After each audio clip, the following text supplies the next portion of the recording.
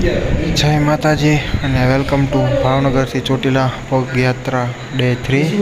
તો અત્યારે જો બધા જાગી ગયા છે અને સામે થાય છે નાસ્તાની તૈયારી। અને નીરજ અને મનીષ તો ફૂલ ઊંઘમાં અને આ જયભાઈ તે ફૂલ ઊંઘમાં છે હાલીને આવી ગયા। અમે ચા ને ગાંઠિયાનો નાસ્તો કરવા સવારમાં અને બસ આ લોકો નાહી ધોઈને નીકળે છે અને હું આવીશ ખટેરામાં। અને અત્યારે નીકળી ગયા। કાલ રાતનો જે ઝીંઝાવદર સ્ટે હતો ને ત્યાંથી હવે સીધા જઈશું બોટાદ ને બોટાદથી 5 કિલોમીટર આગળ આપણું જમવાનું છે આજે બપોરનું।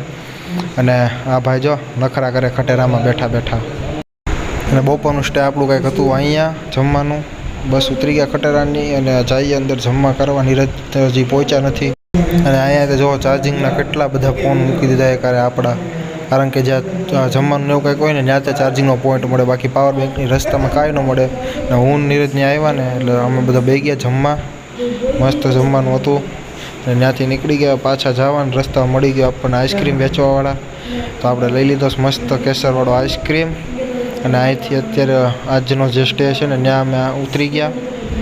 અને અંદર મંદિર જુઓ કેવું મસ્ત છે અને વ્યૂ પણ એક નંબર આવે છે ને ધજા તો જુઓ કેટલી લાંબી છે।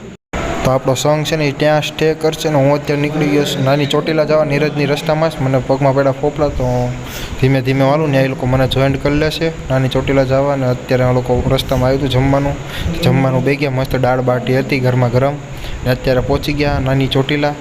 ને આજનો સ્ટે અમારો અહીંયા કંઈક અંદર રૂમમાં છે, બધાની પથારી થઈ ગઈ છે।